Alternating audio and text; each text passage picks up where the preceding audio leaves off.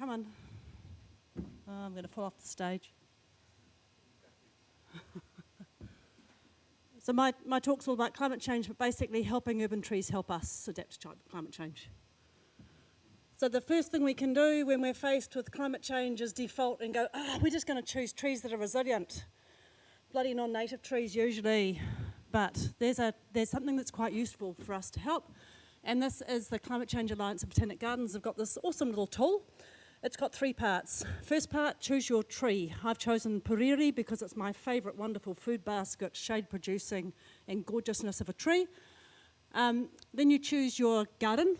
I'm from Auckland, obviously Auckland Botanic Gardens. And then you choose your climate change scenario. You can choose business as usual 2090, which is really depressing. You can choose what it is today, or you can choose that one I've chosen, emissions limited 2050.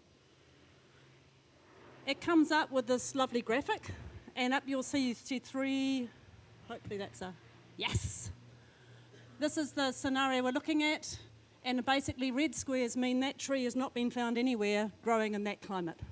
Okay, so it's a bit depressing if you like native trees, because lots of New Zealand native trees actually don't grow overseas, and they haven't capacity to grow to hotter temperatures because New Zealand's an island and we sort of stop round about Northland. This one is what we are now, so you can see Puriri is obviously found at that temperature. And then if we go up to 2090 unlimited, it sort of gets even worse. What's useful is it does pick up trees that are planted in botanic gardens overseas, so you can see where they are growing, the few trees that are there. And also the other thing that's useful is it shows you the rainfall that those trees are growing at, which is much drier generally. We've seen this from Simon. This is the one that I promised Dan I'd look at. So basically why we have an urban heat island situation. So building going up 1.5 to 2 degrees for this is the IPCC, so not based strictly on Singapore. Human activities, so the heat retaining properties, which is of things like concrete, less water, and what's the last one? I can't even see it. Less plants. I'm going to go over here, it's easier. Hello? Okay, I won't.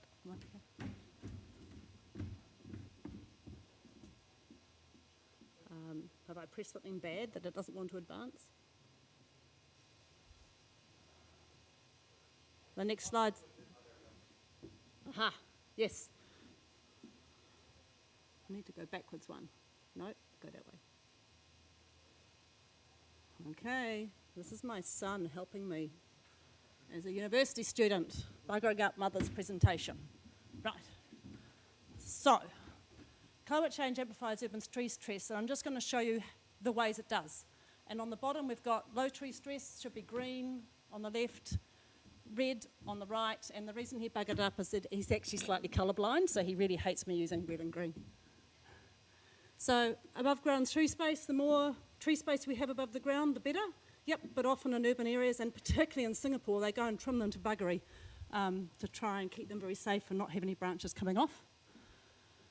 We've seen that the air temperature is higher in urban areas, so higher temperatures, more tree stress.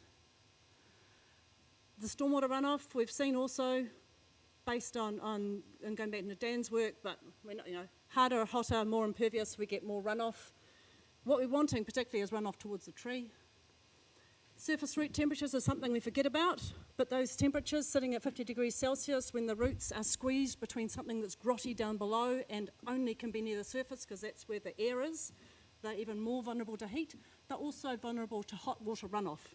That water coming off those concrete surfaces, the bitumen surfaces, can be coming off at 50 or 60 degrees Celsius. And what do we use when we're not using Roundup? Hot water.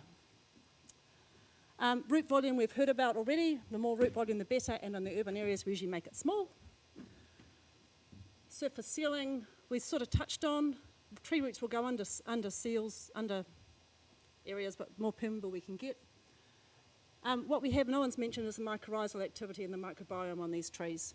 So New Zealand trees, when they're overseas, don't have access to their local friends that they've gone and developed with over the last 1,000,000+ years. Okay, so we know beech trees alone, 120, 125 species of different mycorrhizae. some of which provide benefits which include things like resistance to disease or pathogens or water uptake.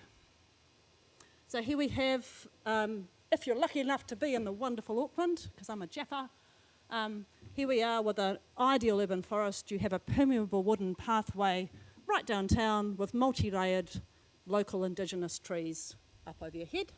Each tree has about 10 cubic metres minimum. And on the left, we go back to where Simon was in Wellington, absolutely abysmal. Trees, non-native trees, basically, only things that could survive in that environment. These are elms. They're being killed around their base by what's permeable concrete that's then creating a choke collar. The structure that's designed to keep them safe from people is cutting into their branches. They are not impermeable surfaces. They are water stressed, and they have a canopy over the top that they have to grow out over. Okay, so there's your two extremes. We have a whole heap of solutions.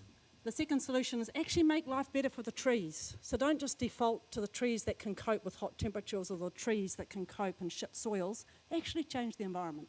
So 3 parts to this. Wanaka on the left. I know it's a really expensive house, but they've got lots of trees and they're mostly native and they're converting them back to native from the non-native. So big thumbs up there. And on the right, Auckland University, renovated Simon Street outside, and it's gone from being crappy parking in between trees to being an open, pervious space. What they should have done is actually then fed the stormwater in to help those trees further, but hey, they're plain trees, they'll cope. Shout out to Hamilton Botanic Gardens, they've done it better. Totara with Muhlenbeckias underneath, absolutely awesome. That's what we like to see. Okay, so lots of trees in one space, and they'll probably have to thin them out over the years. So we can reduce microsite temperatures. There's like a dozen different ways, and I've just put a few on this slide and the next slide. But we need to work like Singapore works brilliantly, creating microsites for trees in their planning.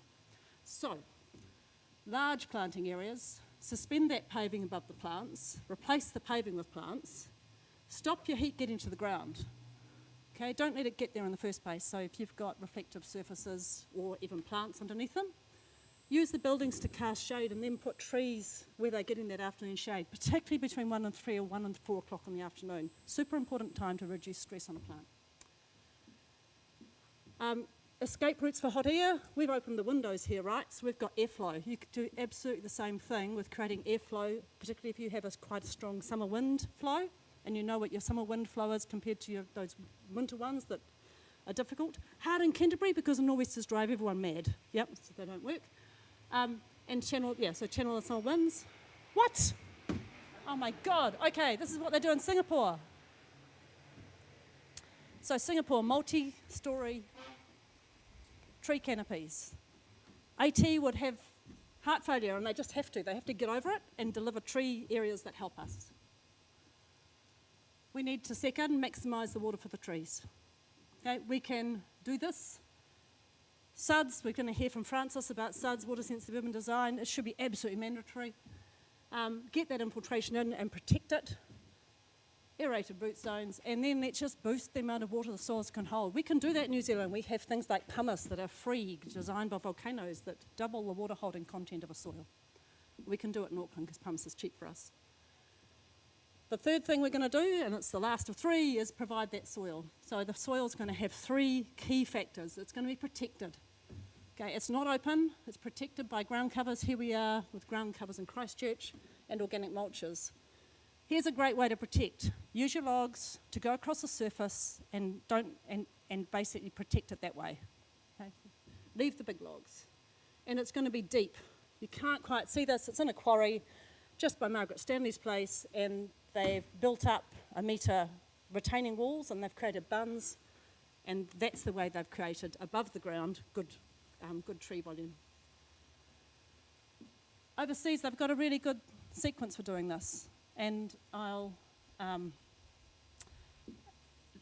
basically do it as a de rigueur. They do it every time they do a tree, they fix it up. They transfer it from this horrible turf that Simon showed us through to something that trees want. And what is missing there is the protection of the surface.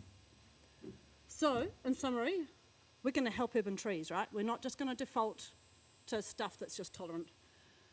we're going to reduce the microsite temperatures, because we can, and we're going to do that across the city. We're going to maximise their water supply, and we're going to give them protected, deep, beautiful, living, gorgeous soil. Okay, we're not going to do what we're doing at the moment. And you may have wondered what on earth this thing is that's been popping over all the slides. That's Depave. It's a City of Portland, Oregon proposal. Well, it's not proposal, they've been going for 10 years. They depave areas with crowbars as part of water sensitive design and then put trees in. Okay, they have a rebate for trees. If you have a tree that's big, you get a rebate off your stormwater charges, and they make you charge for the impervious surfaces that you have. And they're awesome, so go visit their website.